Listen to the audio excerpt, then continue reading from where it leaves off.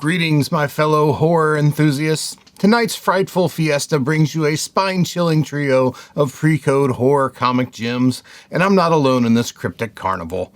Joining me are the sinister minds of Swagglehaus and Automatic Comics as we unearth three iconic tales that'll have you sleeping with the lights on. In this unholy trinity of terror, each of us has summoned an artist from the depths of the afterlife and will be unraveling their macabre masterpieces across this entire three-part descent into darkness. Swagglehaus, Automatic Comics, and yours dreadfully have simultaneously unleashed videos that showcase three bone-chilling pre-code horror comics, dredged up from the darkest corners of the early 1950s. Brace yourselves for a ghoulish feast. If this is your initiation into our ghastly gathering, then fear not. Venture forth and feast your eyes on the other sinister spectacles that we've conjured in the shadows. There are 6 more spine-tingling comics waiting to haunt your every waking moment. But beware, once you gaze into the abyss, it might just gaze back. All right, guys. Well, I'm going to start off today, and my artist is Don Heck. Now, Don Heck is a guy that a lot of people may know from what he did over at Marvel in the Silver Age, but he actually had some pretty cool books that he did back in the pre-code horror era, and you only see his name really pop up in a couple of titles, but the good thing about what he did there is that they're decent-sized runs, and so many of the covers that he turned in on those 2 titles were pretty classic when you go back and look at him. But this one, I think, is by far his most well-known pre-code horror cover, and that is Horrific number 3. This book came out in January 1953, so it was kind of towards the end of, or the beginning of the end of the pre-code era where things were starting to get pretty crazy. So there's not a lot to this cover. As you can see, it's basically just a guy kind of wondering what happened as he got unalived, but just the crazy eyes, and you can even see some like self-censoring in this image where what obviously would be kind of like blood red where he got shot there is just kind of this gray tone, but it's just a very startling cover. You can't help but stop when you see it. And I think that's why just the simplicity of it is what kind of makes it one of Don Heck's greatest horror covers. That said, it's still fairly affordable, especially when you look in comparison to some of the like really big, really gnarly pre-code horror books. Just in the end of August, we had a CGC 7.5 that sold for. Is that a 7.5? I hate this font. I'm guessing that's a 1.5. It looks like a 1.5. Yeah. Yeah. I was thinking the same thing when I was mine. I'm like, I hope I don't have any 7s. I think I love this font, but the 1s and the 7s are definitely 1s and 7s will trick you. Okay, so I'm going to backtrack and say this is a CGC 1.5 and it sold for $1,784. And just a few days prior, you had a 2.5 that sold for $2,600, and really there's not a lot of value really gained when this CGC 4.5 sold just about a month prior to that at the end of July for $3,650. So you're tracking less than a value or $1,000 a point there. So that's pretty reasonable when it comes to some of these well-known pre-code horror titles, and it doesn't trade a lot. Like most of these books, there's not a lot of comps to go with, and these were the most recent comps, but it's a pretty startling book. I think it definitely is one of those that everybody that's into PCH kind of low key wants to have in their collection, just because it's one of those like, what the heck kind of covers when you see it. So I don't know, Ryan, what are your thoughts on me coming out of the gate with Horrific number 3 for my first pick with Don Heck? So I mean, a couple things with Horrific. One, I always really like the you call it like whether the masthead or what do you want, like the title with it, how they do the blood on the Horrific always looks real cool. But the interesting thing I always notice with this one, and I think really can have a pretty significant impact on the value, is that the example that's here on the screen is where it looks really green. Like you have the background that's really green, and I don't see that very often. Most of the time I see it where it's brown. And it just seems like it's one of those inks that just doesn't last very well, or it gets really impacted by the sun or other environmental factors. And so you get kind of like a much more brown or splotchy brown and green type cover. And so if you find one that has that really nice, like bright green, I think it really sets it apart, and you can get some pretty big premiums on value for this book in those cases. Now that you say that, I've definitely seen some that go that color. It's just not something I'd ever really put two and two together. But yeah, the green really makes the face pop. Like when it starts to brown, it just kind of all starts to muddy up and blur together. So I could see where that would definitely be something that would drive a premium in the market. Mickey, what do you think about this guy? Yeah, it's definitely, we're calling them iconic books and things of that nature. I feel like this one is definitely, iconic. As far as, PCH collectors are concerned, I feel like this is one that everyone who is into PCH is going to know this cover, is going to like want this cover or talk about it. So I think that's always a positive thing when you're talking about like, okay, well, which of these books might be good ones to pick up and stuff. Is like, you want to go with the ones that seemingly people really, really like. And this is a good one. I mean, look, it's funny when I think of Don Heck, and you go later to his Marvel work, and if you know me, I'm a big Avengers fan, but I'm not the biggest Don Heck Avengers fan. And so his work, maybe later in his career, he got a little more lax and stuff. But when you look at this stuff, like the fidelity, like the details of the face and stuff, and the lighting and all that is really, really, really cool, really great. And it's funny because I feel like he created a character that he would use many times over. And I think we'll probably talk about this character being used over again. A little power of suggestion there. Maybe that'll come back around. But, I tell you, I got to wait behind long lines of those Don Heck Avengers fans every time I'm digging through the short boxes. So it's tough out there. Oh my God. Don Heck burn. Nothing but love for my guy Don Heck. No. He and Hercules just didn't mesh. That's right. Yeah. Some people are just good at drawing certain things, and some aren't. Like Steve Ditko could never draw a good looking lady. But Swag, while I've got you here, how about you let us know about your number one book? Yeah, well, the artist that I picked this year was Bernard Bailey, one of the great, PCH artists.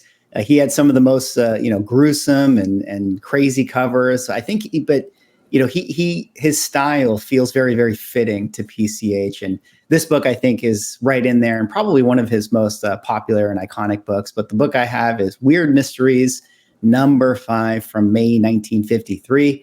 Just that classic, I call it the brain cover, with the guy getting lobotomized. It's not quite the right word, but his brain taken out of his head. And I still to this point haven't figured out if that's supposed to be a human or a monkey or a zombie, but maybe a little bit of a cross between all three of those things. But this is, that perfect example of a super popular horror cover that I understand why people like it. It's funny because even though Bernard Bailey is my artist, I don't know if Bernard Bailey is the comics that I personally would want to get because they're so like gross and gruesome. But horror collectors are an interesting breed, and this one is definitely a really, really cool book. And it's the perfect juxtaposition of, it's like a lot of these books have that classic comic art style that are colorful, but then what they draw is like, so when you actually think about it, so crazy. But hey, people like this stuff, and with 72 universal grades on the census, not too common. The 2.0 last sale going for $4,080. That's kind of like your floor for this one. 4.0 at $12,000, and then a 5.5 sold, I think it was in 2021, as the personal best I have in PB there for this particular book at $22,800. There's higher grades than the 5.5, but as far as like the biggest number this book has ever commanded, it was that $22,800 range. And yeah, Weird Mysteries 5 is my book, my first book for Bernard Bailey. I don't know. What do you guys think of Bernard or Weird Mysteries 5? I tell you, I've never really spent much time looking at the background. Like while you were talking about it, I just kind of dug in, and the just crazy factor is off the charts with this thing. And I finally took the time to actually kind of look beyond the foreground, like the thing that always catches your eye, and realize that this is basically a mad scientist cover. Like, this is a guy pulling a head out of a pot to pull the brain out of it, because you can see like beakers and stuff in the background. There's all sorts of, and the head's got electrodes to it. So when you stop and think about it like that, I guess I never really thought about the motivations behind, like, why is this guy's brain getting pulled out of his head? But yeah, like you, it's definitely, there's some pretty messed up stuff on covers in the pre-code horror genre, but this one may take the cake. It's definitely like top tier when it comes to that. But now that I realize that it is kind of a mad scientist cover, like we're in a lab, there's spooky stuff happening, I think I like it just a little bit more. But I don't know that I've ever seen a copy of this book in real life. I feel like it's one of those books that when it comes up for sale, it just is instantly gone. I don't know, Ryan, you kind of watch some of these really high end. I do have more than I do. Yeah, I do have a copy of this one. I have a lower grade copy. I think the 2.0 was my purchase. So, inside baseball here. Yeah, but for me with this one, I'm gonna stick with the same kind of comment that I had on the last one. I've had a few different issues from the Weird Mysteries run, and they're very consistent in how they create that Weird Mysteries title, and it looks really cool in person. Just that title, how it has this like fade in the color. It really pops, especially when you have good colors on it. Now for me, I have always, and it's interesting how different people interpret the covers different ways. I had always thought that maybe he was putting the brain into the head because it had the electrodes on it. Because I was like, okay, maybe it's like kind of like a Frankenstein type thing, putting the brain in there. We're going to shock him and see if we can, bring this, whatever it is, monkey or ape or person, back to life. Mm-hmm. And so that's how I've always interpreted this one. But yeah, he has some wild covers. This is not the only one. And I feel like him and probably like Lee Elias were just battling on who could make the most horrific covers during that 1953-54 period. That's what I was going to say. I just noticed, it's 1953 again. It's like, I don't know what they were putting in the water back then, but they were doing some wild things here in the comic book industry. Yeah. So Ryan, are you ready to dive in with your first book and tell us who your artist is? Yeah. So this is the one that I think most people thought I was going to cover last year. So because I talk about L.B. Cole a lot. This is L.B. Cole, and this is actually one of his earlier works. Like one of he really came about doing covers around like 1944. I believe 1944 was around his earliest stuff. And he picked up in terms of quality extremely quickly. Because I think something like his second or third cover was Suspense Comics No. 4, which is a much more muted cover. It doesn't seem to have as much detail. But then you get to this, which is less than a year later. And when I've seen this book in person, this book is stunning in person. It's just the black backgrounds always really appeal to me, and just the color play on this, and the fairies that have come in, and some the ones that are on the ground on the bottom of the page have their wings are singed from getting too close to that candle that has evil on it. There's just all kinds of great details on this one. Now it's from a run that's only 2 issues, and I think there's definitely some people that like issue 2 more, some people that like issue 1 more, even on this video. But for me, when I saw them both next to each other, this was the one that ended up really like speaking to me more.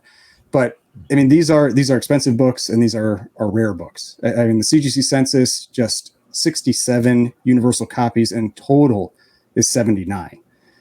So they're really just, when you're under 100 and it's a book that has this much value, because we've generally talked about census, the census before, and sometimes you can have it where the census makes it seem like something is rare.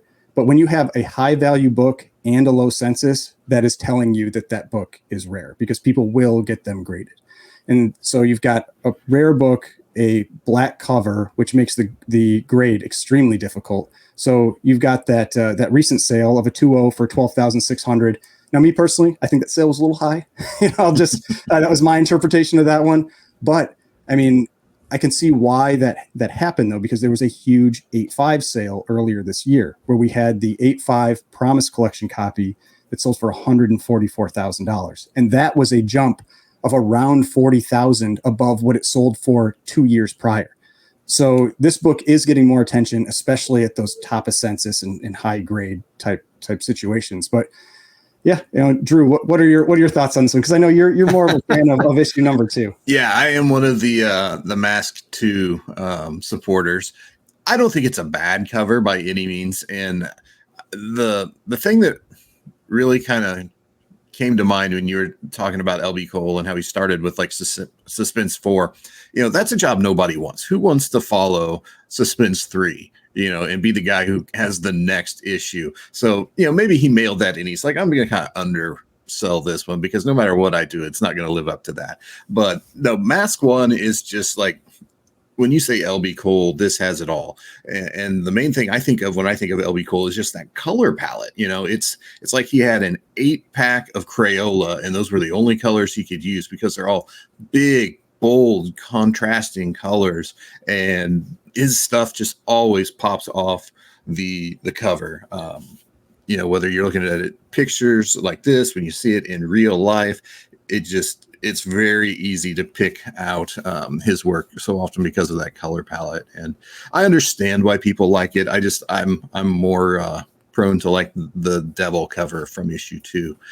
I think it's a little more scary, a little more spooky, a little more in my in my lane. But that's the thing with pre-code horror. You can have the really gross stuff like some of the things we talked about earlier.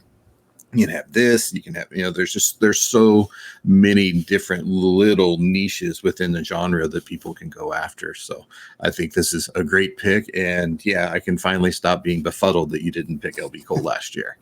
But one little comment too is I'll say if you're interested in his work, if someone's interested in his work, you'll find that his earlier work, like the 1945 here up to around 1950, I've noticed that the level of detail is much higher on that work. When you start to get more into the later like stuff where it's his publisher, Star Publications, I feel like he's got to crank out a lot of work, and it doesn't have quite the quality, in my opinion, as some of these earlier ones. So if you really want to get a feel for what his skill level was, these earlier works are where you can really see it.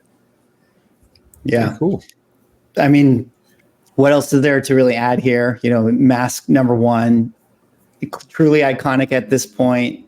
I mean, the proof is in the pudding with the sales numbers and how much people want this stuff. I think LB Cole feels like just a snowball, just continues to gain momentum. And it's sort of like a big sale begets big sale with a lot of his books. And I think, like you said, Drew, his work is so clear, using the primary colors. Like clearly he was a recreational user of some sort, even back in the day, and that informed a lot of his work because I think that he definitely was on some stuff, when he was coming up with a lot of his artwork, and I think that's maybe what people just really really appreciate. I mean, like it's one thing to have like a zombie or a skeleton and all that stuff on the cover, kind of like a more standard sort of horror thing, and then it's another thing that it's like, I don't know, man, like weird butterfly angels with a candle. Like it's just, yeah, this is not the cover that I would have thought of, so it really, really interesting and cool and sort of the next level with his art. And I think that's one of the reasons why, people pay up for this one. So super, super cool. And there's going to be a lot of other cool LB Cole covers to talk about. Absolutely. All right. Well, thanks guys. I mean, this is our second trip out with our iconic pre-code horror cover video series. So if you missed it last year, you've got a whole set of videos you can go back and check out from 2022. The party's not over for this whole series this year, though. Coming up next, we've got videos from both Ryan's channel, Automatic Comics, and Mickey's channel, Swagglehaus Comics and Games. So you can head over to those channels and the good times are going to continue. We each have our 3 artists that we've pointed out, and we've got 2 more iconic covers to talk about for each of those artists. And then after this, you're going to want to catch out. We've got some undervalued comics from each of these artists coming up as well. That'll be a whole nother series of 3 videos. So don't quit on us now. Go ahead, check the links in the description, hop through, check out those other videos, get into that Halloween spirit, and really, hang with us and learn about some more really cool pre-code horror covers. And guys, with that, how are we going to entice the viewers to come on over? I'll let you guys each give a sale on your own. Take it away, Ryan. Yeah. So if you enjoyed this video, you'd like to see, more iconic covers like this from some of these great artists, and eventually also the underrated books as well, the ones that we think maybe just aren't getting quite as much appreciation as they deserve, make sure to head over to my channel too, Automatic Comics, and see some more of this.